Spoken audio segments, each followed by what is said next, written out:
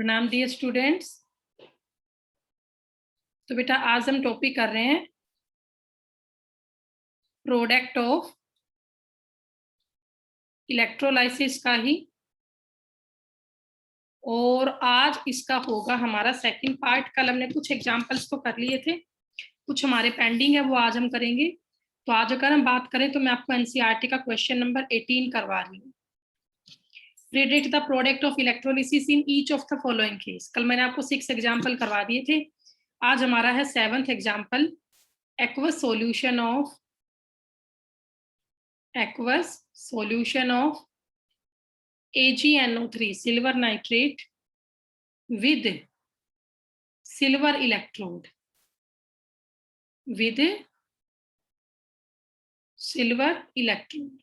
तो कल मैंने आपको एक जनरल सी बात बताई थी, जिस केस में इलेक्ट्रोड भी सेम हो और इलेक्ट्रोलिटिक सॉल्यूशन भी सेम हो, वहां पे वही सब्सटेंस रिड्यूस होता है और वहां पे वही सब्सटेंस ऑक्सीडाइज होता है।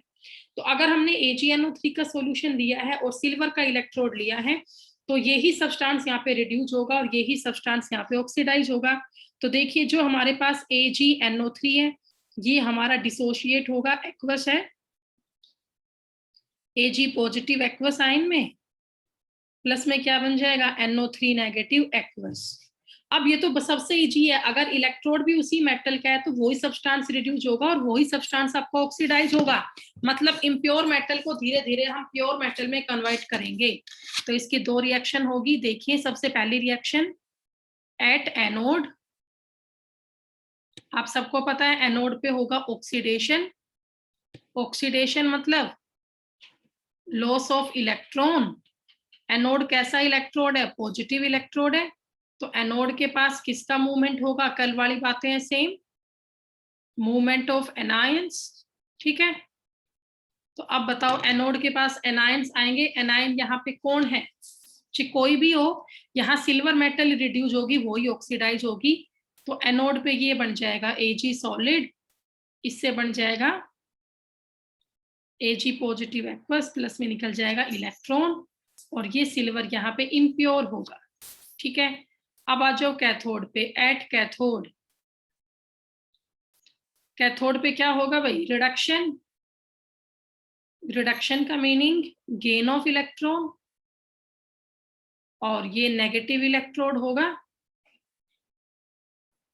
यहाँ पे उल्टा होगा बेटा, Ag पॉजिटिव है, प्लस में ये इलेक्ट्रॉन लेगा और इससे क्या बन जाएगा, Ag सॉलिड। और यहाँ पे जो सिल्वर बनेगी वो कैसी स्टेट में होगी, प्योर स्टेट में होगी। तो सबसे इजी क्वेश्चन बन जाता है, अगर आपका इलेक्ट्रोड और इलेक्ट्रोलिटिक सॉल्यूशन है वो दोनों सेम स्टेट में हो, तो यहाँ पे सिल्वर इम्प्योर था, तो धीरे धीरे इम्प्योर सिल्वर किस में कन्वर्ट हो जाएगा, प्योर सिल्वर में कन्वर्ट हो जाएगा। ठीक है, तो ये बेटा आपका फर्स्ट एग्जाम्पल हुआ। ये 18th क्वेश्चन है, उसका मैं आपको एक पार्ट करवा रही हूँ, कर लें।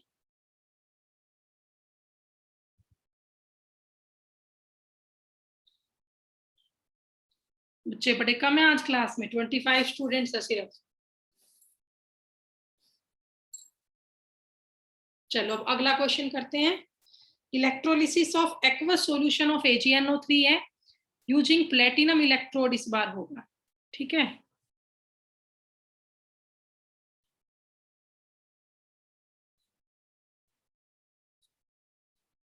इस बार हम इलेक्ट्रोड चेंज करेंगे। देखिए नेक्स्ट इसका बी पार्ट, 8th एग्जाम्पल हमारा ये, electrolysis of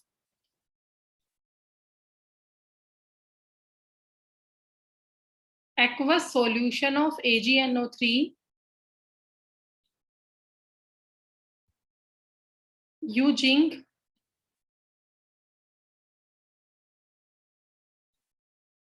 platinum electrode. Chirag 1 minute बेटा।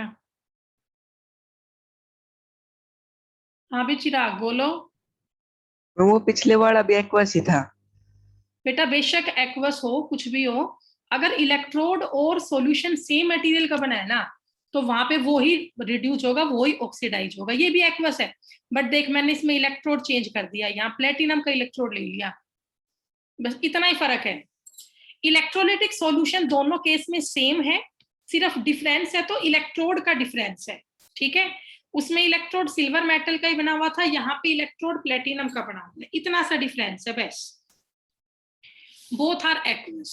तो देखिए ध्यान से, अब बेटा AgNO3 है, अगर ये एक्वस स्टेट में आएगा तो ये टूटेगा Ag प्लस एक्वस में और NO3 नेगेटिव एक्वस में। अब मैं बात करूं H2O की, H2O भी यहाँ पे आयनाइज होगा भी, ये बनेगा H प्लस एक्वस और OH माइनस एक्वस। अब इस बार प्लेटिनम का इलेक्ट्रोड है तो फिर से वही कंफ्यूजन होगा, एनोड पे कौन जाएगा कैथोड पे कौन जाएगा। तो देखिए बेटा, पहले हम बात करते हैं एट एनोड। एनोड के पास मूवमेंट होगा एनायन का, मूवमेंट ऑफ एनायंस। एनायंस होंगे नेगेटिव चार्ज आयन। तो आप देखिए यहाँ पे दो नेगेटिव चार्ज आयन है, NO3 नेगेटिव भी है और OH नेगेटिव भी है। तो इन दोनों में जो OH नेगेटिव आयन है ना, इसका डिस्चार्ज पोटेंशियल कम होता है एज कंपेयर टू NO3 नेगेटिव। जो डिस्चार्ज पोटेंशियल है वो OH नेगेटिव का कम होता है as compare to NO3 negative. मतलब कि OH माइनस को डिस्चार्ज करना इजी है as compare to nitrate ion. तो यहाँ पे OH माइनस आयन डिस्चार्ज होगा, तो रिएक्शन आप लोग करें। OH नेगेटिव आयन है, इससे बन जाएगा OH प्लस में निकल जाएगा इलेक्ट्रॉन। इलेक्ट्रॉन लॉस हुए, ऑक्सीडेशन हुआ, प्राइमरी चेंज हुआ। अब OH तो अपना स्टेबल है नहीं इस फॉर्म में, तो ऐसे मान लो 4 OH एटम आपस में जुड़ गए और उससे बन गया 2 मोल ऑफ H2O, प्लस में क्या निकल गया O2 गैस। ये चेंज हो गया आपका सेकेंडरी। तो कंक्लूजन क्या आया कि oxygen gas liberated from anode. Anode से कौन सी गैस लिबरेट हुई? ऑक्सीजन। बेटा हाँ साहिल यादव, 1 मिनट बेटा। साहिल बोलो बेटा। मैम पिछले वाले केस में H2O से H प्लस और OH नेगेटिव क्यों नहीं बना? बेटा वहां भी बनेंगे, लेकिन साहिल जिसमें इलेक्ट्रोड उसी मटेरियल का बना हो ना, तो Yes, वहां ma'am. पे सिर्फ वो मेटल की रिफाइनिंग का काम में आता है। मतलब वहां सिर्फ सिल्वर मेटल की रिफाइनिंग होगी, आयन तो वहां भी होंगे। मैं लिख देती हूँ, चलो कोई बात नहीं, एक बार मैं इसमें भी लिख देती हूँ। H2O liquid, H plus aqueous और OH नेगेटिव आयन। बट ये ना इलेक्ट्रोलिटिक रिफाइनिंग हो गया सिल्वर मेटल का।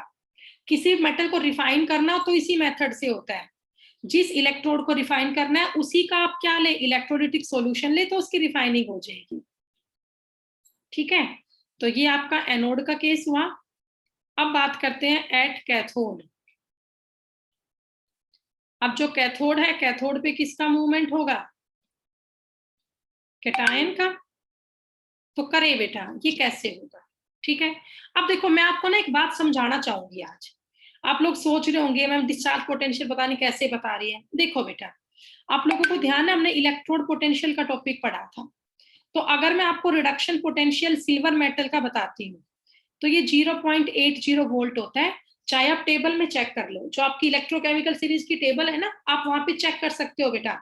जो इलेक्ट्रोड पोटेंशियल है in terms of reduction potential, वो सिल्वर मेटल का कितना है? 0.80 वोल्ट है। और साथ में जो दूसरा आपका इलेक्ट्रोड है वो SHE का है, hydrogen electrode at surface of platinum. सबको पता है SHE का तो स्टैंडर्ड पोटेंशियल होता है 0.00 वोल्ट, होता है ना, 0.00 वोल्ट। तो एक सिंपल सी रिलेशनशिप है, जो इलेक्ट्रोड पोटेंशियल है ना, वो इनवर्स में होता है डिस्चार्ज पोटेंशियल के। वो बेटा इनवर्स में होता है डिस्चार्ज पोटेंशियल के। ठीक है ना। आप सोचते होंगे मैम पता नहीं कैसे बता देते हैं डिस्चार्ज पोटेंशियल। जिसका इलेक्ट्रोड पोटेंशियल ज्यादा है उसका डिस्चार्ज पोटेंशियल कम है। तो हमने सिल्वर का देखा, इलेक्ट्रोड पोटेंशियल 0.8 वोल्ट आया, और हमने H प्लस आयन का देखा पोटेंशियल, तो वो 0 वोल्ट ही आया। तो इलेक्ट्रोड पोटेंशियल जो किसका ज्यादा है? Ag पॉजिटिव आयन का। जिसका इलेक्ट्रोड पोटेंशियल ज्यादा होगा ना, उसका बेटा क्या होगा बोलो? इलेक्ट्रोड पोटेंशियल अगर ज्यादा होगा तो इट मींस उसका डिस्चार्ज पोटेंशियल है वो कम होगा। कर लोगे? हाँ भी ये बात समझ में आ गई आपको? बोलो। चलो बोलो कैसे, प्लीज रेज योर हैंड, बात समझ गए तो बताओ, रेज योर हैंड। ओके, तो आप भाई ठीक है, वेरी गुड बेटा, वेरी गुड। बहुत सारे बच्चे क्लास में नहीं है आज, तुम लोग छुट्टी मार जाते हो, लेट क्लास होती है उस दिन। अभिषेक आया आज तो भाई, ये कैसे हो गया। तो देखो भाई, ये बड़ी इंपॉर्टेंट टर्म है, आप इसको याद रखना। इलेक्ट्रोड पोटेंशियल जो है इनवर्स में होता है डिस्चार्ज पोटेंशियल के। अब मैं ये पेज हटा लूं भाई, हो गया ये पेज, रेज योर हैंड, ये पेज हो गया, ठीक है। क्योंकि बेटा कैथोड वाली रिएक्शन पूरी नहीं होना, इसको आगे करूंगी। या बच्चों एक लाइन है यही लिख दूं, एक लाइन है लिख दो, तो यहाँ Ag प्लस आयन रिड्यूस होगा, तो Ag plus aqueous plus electron, इससे Ag सॉलिड बना दो, ठीक है। H प्लस का नंबर डिस्चार्ज होने का नहीं आएगा, कौन डिस्चार्ज होगा, Ag पॉजिटिव डिस्चार्ज होगा। कौन डिस्चार्ज होगा, Ag positive, H positive discharge नहीं हो पाएगा, ठीक है। लिख लो ये, ओके।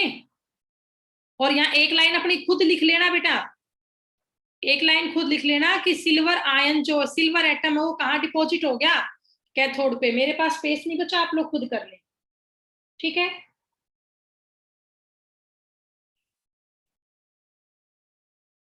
ओके, अब इसके बाद हम नेक्स्ट करते हैं, अगला है हमारा थर्ड एग्जाम्पल। ये आपका लास्ट क्वेश्चन है, नंबर 18 एनसीईआरटी का, वो मैं तुम्हें करवा रही हूं, ठीक है। तो देखिए बेटा, इसका लास्ट एग्जाम, थर्ड एग्जाम्पल, अब थर्ड एग्जाम्पल है इलेक्ट्रोलाइसिस ऑफ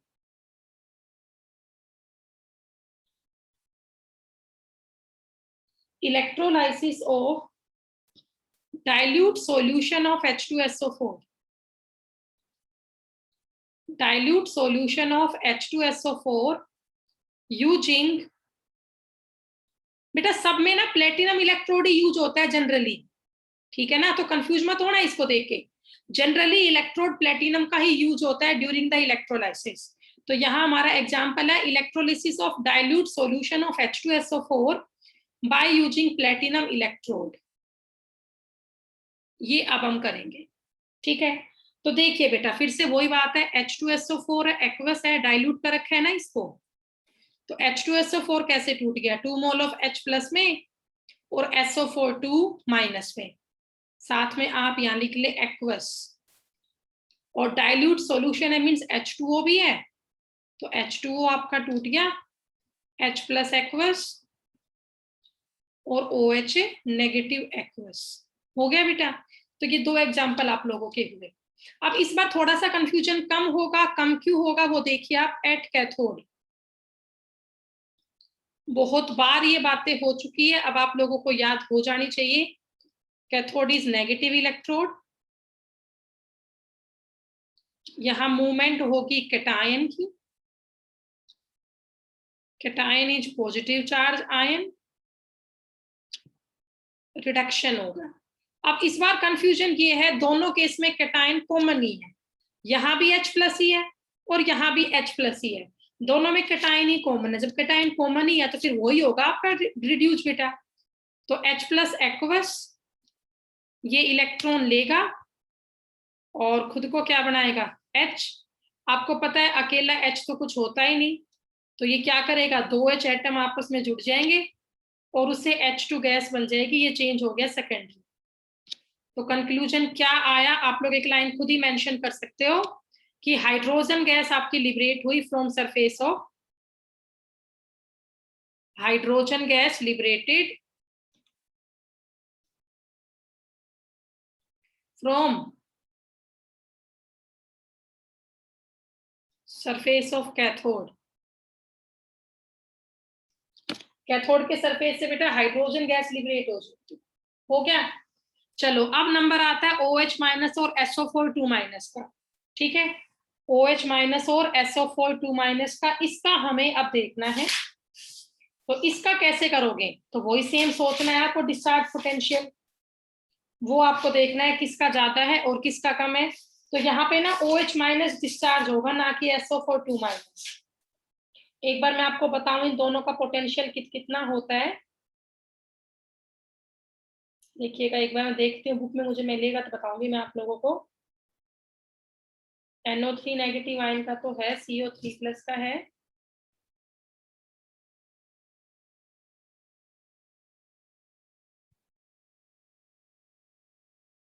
है नहीं बेटा, इसका मेंशन नहीं है, बट इसमें होगा क्या देखिए, अब करो आप एट एनोड।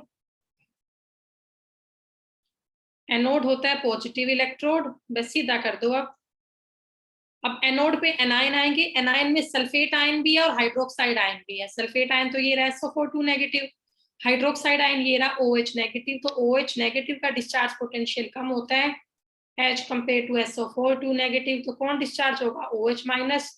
रिएक्शन तो इससे कई बार करवाई है। OH माइनस एक्वस है, ये इलेक्ट्रॉन लेगा और खुद को बना लेगा OH, ये चेंज हुआ primary.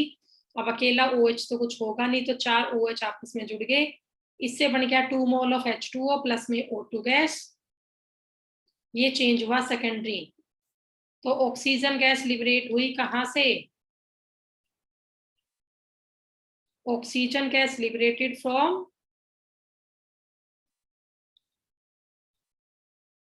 Surface of anode. Oxygen gas liberated from surface of anode. तो भाई ये आपका इसका थर्ड एग्जांपल हुआ क्वेश्चन नंबर 18 का। और अब इसका लास्ट क्वेश्चन, इसमें कोई डाउट है तो बोलो बेटा, रेज योर हैंड। कोई डाउट है तो रेज योर हैंड। बस ये टॉपिक आज पूरा हो गया। ये आपका ना 9th एग्जाम्पल था, मैं 3rd लिखी इसको, इट इज 9th एग्जाम्पल। एक एग्जाम्पल और बचा है बस 10th, फिर ये टॉपिक आपका पूरा। 10 एग्जाम्पल करवाए, एक एग्जाम्पल पेपर में आता भी कंफर्म नहीं है, आएगा ही आएगा, मे भी ना भी आए, 1 नंबर का आता है। तो इन 10 में से कोई भी एक एग्जाम्पल पेपर में आ सकता है, तो आपको बताना है इसका प्रोडक्ट क्या बनेगा, कैथोड पे क्या आएगा और एनोड पे क्या आएगा। तो शायद ये सबका हो गया। हाँ भी हो गया, ये हटा लो इसको, रेज योर हैंड। ओके ठीक है बेटा, ठीक है, सब बच्चों का आ ही गया मोस्टली का। चलो देखो अब नेक्स्ट, अब हमारा लास्ट एग्जाम्पल है 10th example, electrolysis of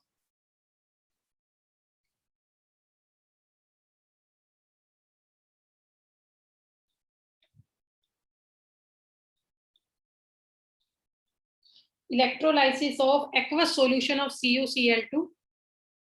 aqueous वाले कंफ्यूज करते हैं, मोल्टन तो बड़े ही आसान होते हैं।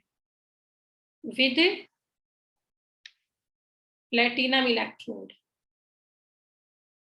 Aqueous solution of CuCl2 with platinum electrode. ठीक है, प्लेटिनम का इलेक्ट्रोड है बेटा। तो देखिए बच्चों, करें शुरू। तो यहाँ पे क्या होगा, CuCl2 है एक्वस, तो ये आपका डिसोशिएट होगा Cu2 प्लस में plus 2 mole of Cl minus में, both are in aqueous state. और बच्चों साथ में यहाँ पे H2O भी है, तो H2O भी डिसोशिएट हो जाएगा H प्लस एक्वस में और OH माइनस एक्वस में। हो गया भी। अब देखो बेटा, फिर वही बस लास्ट एग्जांपल है एट एनोड। एनोड इलेक्ट्रोड है पॉजिटिव, तो इसके पास मूवमेंट होगा एनायन का। 2 एनायन है, Cl माइनस और OH माइनस। तुम्हें अगर ब्राइन सॉल्यूशन वाली कंडीशन याद है तो बता दो मुझे, Cl माइनस और OH माइनस में किसका कम होता है डिस्चार्ज पोटेंशियल? Cl माइनस का कम होता है डिस्चार्ज पोटेंशियल। यही दोनों में कंपैरिजन ब्राइन सॉल्यूशन में भी हुआ था, कल मैंने सेकंड एग्जांपल वो करवाया था। तो Cl माइनस का डिस्चार्ज पोटेंशियल कम होता है, तो Cl माइनस है, ये खुद को कन्वर्ट कर लेगा Cl में, सॉरी बेटा इस पे कुछ नहीं आएगा, प्लस इलेक्ट्रॉन निकाल देगा। ठीक है,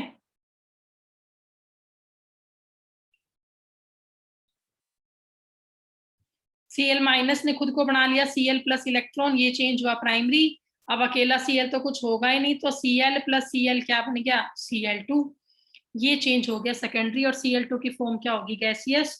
तो कंक्लूजन आप लोग लिख ही देंगे, chlorine gas liberates from surface of anode. ठीक है, और अब आप कैथोड की कंडीशन देख लीजिए बेटा। एट कैथोड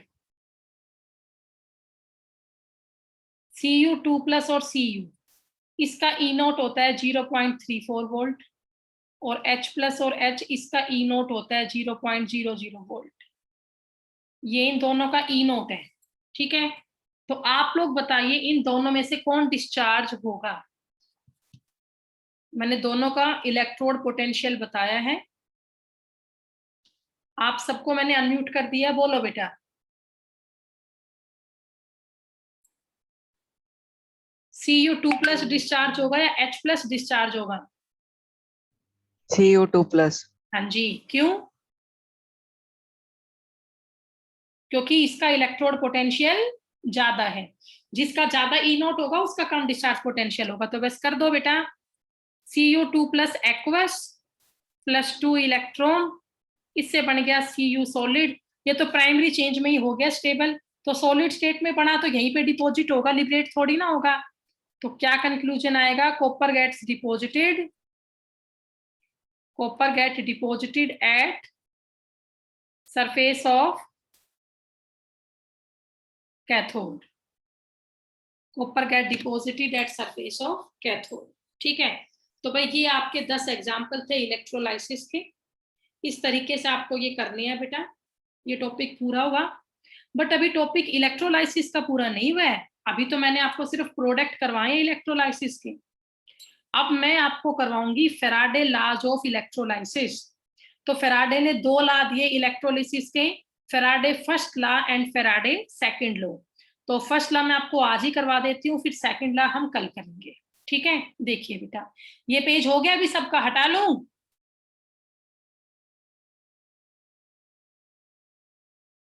बोलो बेटा, हो गया सबका ये?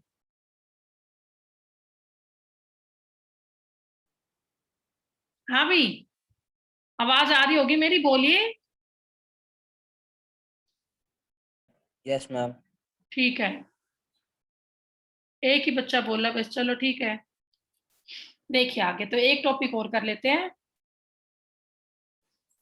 हेडिंग आप लोग डाल लें।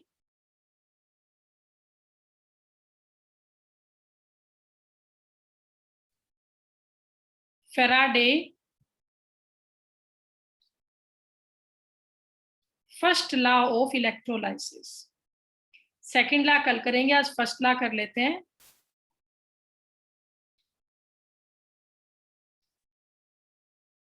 Faraday first law of electrolysis. तो बेटा फेराडे का फर्स्ट लॉ क्या कहता है, देखिए। सेकंड लॉ कल पढ़ेंगे, अभी मैंने आपको 10 एग्जाम्पल कवर इलेक्ट्रोलाइसिस के। सभी एग्जाम्पल में क्या था, या तो कोई सॉलिड सब्सटेंस है वो सरफेस पे आके डिपॉजिट हो रहा है, या कोई गैस है वो कैथोड एनोड के सरफेस से लिबरेट हो रही है। हमने जितने भी एग्जाम्पल किए इन सभी में इलेक्ट्रिसिटी पास करने पर इलेक्ट्रोलिटिक सॉल्यूशन के अंदर केमिकल चेंज हुए। केमिकल चेंज क्या हुआ, या तो कोई सब्सटेंस डिपॉजिट हुआ या कोई सब्सटेंस लिबरेट हुआ, यही हुआ ना। तो कोई भी सब्सटेंस है वो कितना डिपॉजिट होगा या कितना लिबरेट होगा, वो डिपेंड करता है कि हमने कितनी इलेक्ट्रिसिटी पास करवाई है सॉल्यूशन के अंदर। वो किस बात पे डिपेंड करता है कि हमने सॉल्यूशन में कितनी इलेक्ट्रिसिटी पास करवाई है, यही बात बोलता है फेराडे का फर्स्ट लॉ। तो देखिए फेराडे के फर्स्ट लॉ की स्टेटमेंट क्या है। According to Faraday's first law, the amount of substance, या आप ये भी कह सकते हो the mass of substance deposited or liberated, deposited or liberated, the amount of substance deposited or liberated at any surface of electrode in an electrolytic solution is directly proportional to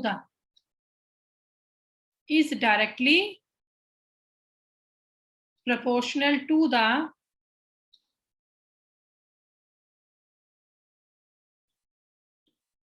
quantity of electricity.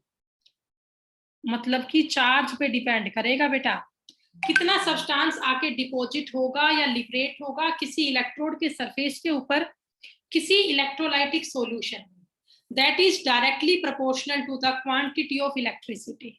ठीक है, तो हमने कह दिया let amount of substance M is deposited। तो जो M आपका है अमाउंट ऑफ सब्सटेंस कितना डिपॉजिट होगा वो डिपेंड आपका करता है Q पे। Q आपका क्या है बेटा? चार्ज है। Q आपका क्या है? चार्ज। अब इसका मतलब ये बन गया, अब तुमने पहले पढ़ रखा होगा या ये कर लो पहले, M is equal to Z into में Q। अब Z यहाँ पे क्या है? प्रोपोर्शनलिटी कांस्टेंट है। Z यहाँ पे क्या है बेटा? प्रोपोर्शनलिटी कांस्टेंट है।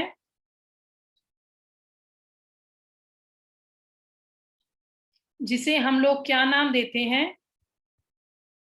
इलेक्ट्रोकेमिकल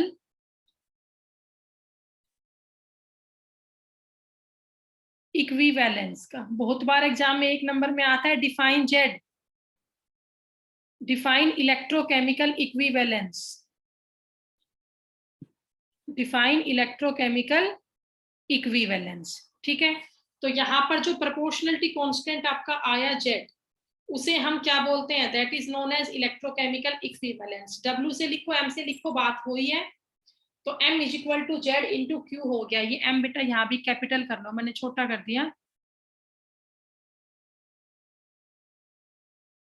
चाहे आप W लिख लो, कोई फर्क नहीं पड़ेगा उससे। तो आपका जो सब्सटेंस डिपॉजिट लिबरेट हो रहा है वो चार्ज पे डिपेंड कर रहा है। हाँ भी ये पेज हो गया बेटा, हटा लो इसे। Yes ma'am. चल बाकी बच्चों का ठीक है बेटा। तो देखो इस टॉपिक को पूरा कर लेते हैं। तो M लिख लो या W लिख लो, वही बात है। W equal to Z into Q आ गया। अब तुम सबने फिजिक्स में पढ़ रखा होगा, जो चार्ज होता है Q वो किसके इक्वल होता है? करंट इंटू टाइम के। करंट इंटू टाइम के पढ़ रखा है ये आपने। Q इज इक्वल टू होता है I इंटू T, सबको पता है। तो W इक्वल टू क्या हो जाएगा? Z into I into T। W equal to क्या हो गया? Z into I into T। अब मान लो बेटा जो करंट है I वो मैं 1 एम्पियर कर दूं, और जो टाइम है T वो मैं 1 सेकेंड कर दूं। तो अगर मैं ऐसा करूंगी तो W किसके इक्वल हो जाएगा? Z इंटू 1 इंटू 1, मतलब W इक्वल हो जाएगा Z के। W किसके इक्वल हो जाएगा? Z के। और Z हमारा क्या था? इलेक्ट्रोकेमिकल इक्विवेलेंस है। तो अब इस Z को आप यहाँ पे डिफाइन करो। तो जो इलेक्ट्रोकेमिकल इक्विवेलेंस है इसकी डेफिनेशन क्या होगी? देखिए बहुत बार एग्जाम में आता है ये, डिफाइन इलेक्ट्रोकेमिकल इक्विवेलेंस। तो जब आप इसको डिफाइन करोगे तो क्या आएगा? देखिए